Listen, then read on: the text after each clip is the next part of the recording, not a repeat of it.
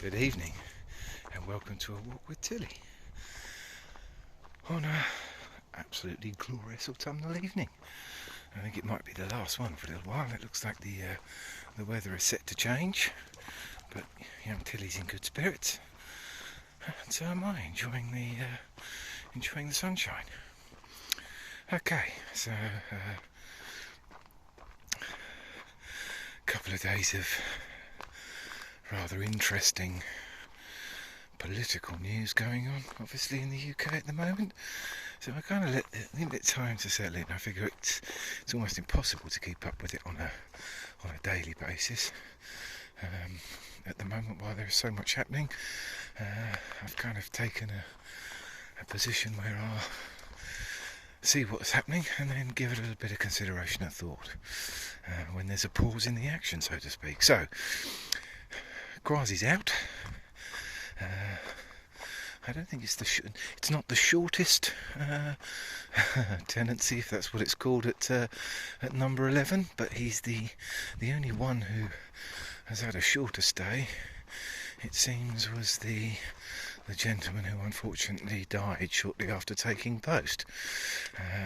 Although I think kwasi can certainly lay claim to his policies having died a rather painful death.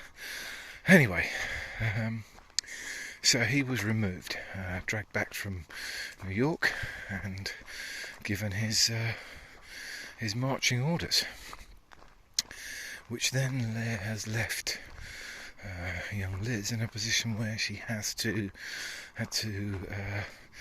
face the music, or at least the cameras, in that ludicrously expensive media suite that Mr. Johnson had spent millions of pounds of taxpayers' money on. They might not like spending it on services or anything which actually benefits ordinary people, but by God, they like shoveling a bit into kind of ridiculous things. There's more flags in that place. It's just I don't know. Anyway, flags and billions of money spent on millions spent on a media centre to host the press, which it seems they don't really do very often, and when they do, my God, do they make it short and sweet. So I think she fielded 3 or 4 questions after giving a waffly kind of speech, saying that essentially kwasi's gone, but it's all part of the plan, virtually.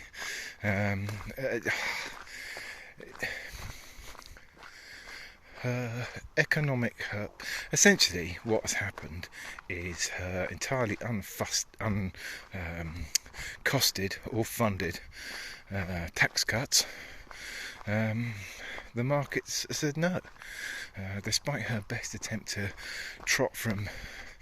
send out people and herself to go from place to place on the media, suggesting that it's not the larger part of the mini budget. Essentially, the biggest bit was the borrowing that we're going to do to fund supporting people through an energy crisis.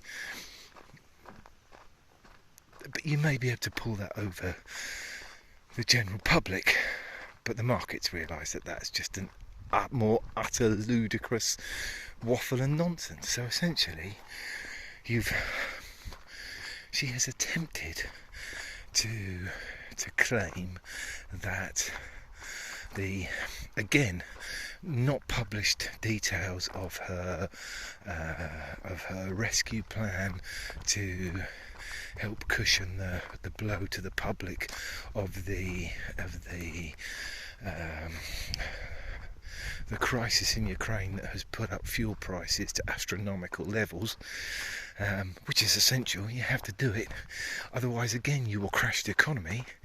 She has tried to suggest that they don't know how much, 100, 130, 150 million of that is the large part of the budget, and it's only a mere 45 billion that I'm getting my billions and my millions muddled up.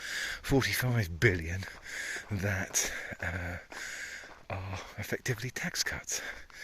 However, the problem with that is that essentially that 45 billion is an annual figure. It's not a one-off hit. It doesn't happen and then go away. It remains the same 45 billion cut to the budget every year from now till eternity, or it's reversed.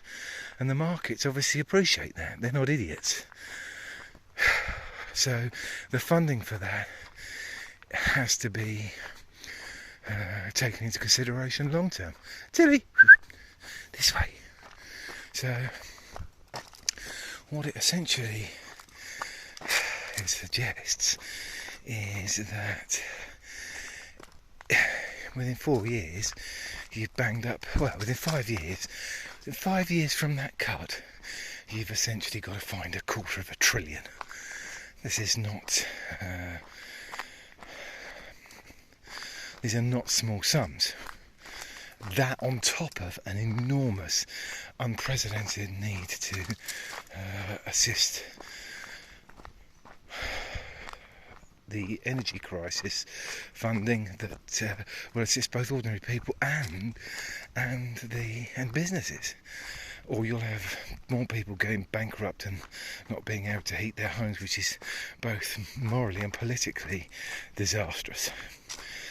And businesses going bust left, right and centre, which economically is disastrous. So essentially what she has endeavoured to do is hide one under the other. And it's ludicrous. Can't be done. So it's been an utter failure. The markets have found her out, and quite obviously told her so, and pulled the budget to pieces, and it's crashed the pound, crashed everyone's pensions, or certainly a significant number of them, by killing the bond market effectively. You can't sell the government debt to do it. That cost has gone up by a fortune. None of it adds up. Kwasi's gone. He had to go. The bit that is difficult to understand is, so they brought in young Mr. Hunt, Jeremy Hunt, an old hand, a stable hand to steady the ship, which is all good in the superficially looks brilliant, until you delve a little deeper, and it turns out old Jeremy at one point was looking for bigger tax cuts than Liz. He's now saying, well, they won't be done until we've got more money, but it's still ludicrous. At one point, evidently, he was going for a 12.5% business tax, which is just, I don't even know. None of this stuff has been proven to work. It's all been proven not to work. There's countless examples of it not working. If anyone knows of any examples of where this stuff is actually effective, feel free to pop it in the comment section and let's have a look at it. But as far as I can see, every time this has been tried, without fail, you've ended up in a worse position. There are statistics that suggest high tax economies actually do better in terms of long-term GDP growth and GDP per capita. There's loads of it. I mean, look at all the Scandinavian economies. There's your example of that. Feel free to pull that apart if you can. But even countries that don't have a high welfare state and spend it on other stuff like military, like the US, again, significantly in the long term, the taxes are used to support an economy, to put in infrastructure and improve people's productivity.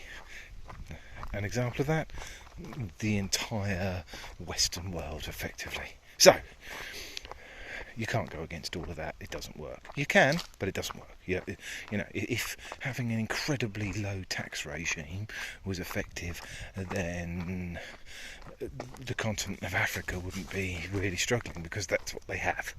Or the large swathes of the Far Eastern economies that again have exactly the same. So that aside, what do you see as happening next? Well, I don't see how Truss's position is tenable.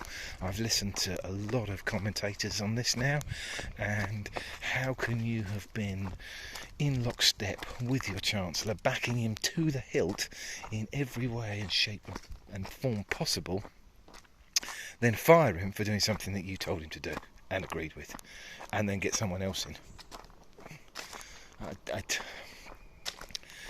At some point, the pigeon must come home to roost, and she must have to forego that position. I guess it's a wait and see. And nothing is predictable now. Nothing. Everything is a new president. I've heard different ideas or propositions put forward of what might happen. They may pull in a Morton and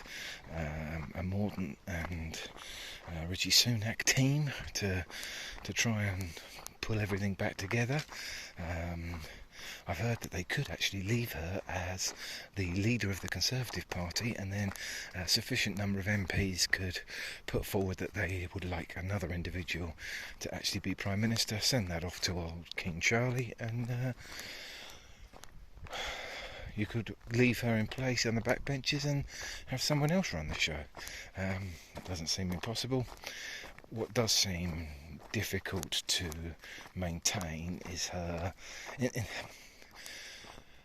So currently they've only undone part of this unfunded tax cut still. She's still trying to get some of it passed, but still not said how it's going to be funded. Monday is going to tell us what the markets do. They'll either accept it or they'll rip her to pieces again. If they rip her to pieces, she's done. She's gone before the end of the week. If the ship is steadied, I think there is breathing space for alternative plans to be brought forward. There's young Tilly. Tilly! Come on, girl! Anyway, those are my ponderances on the matter. Feel free to interject with your thoughts in the comment section. Bye for now.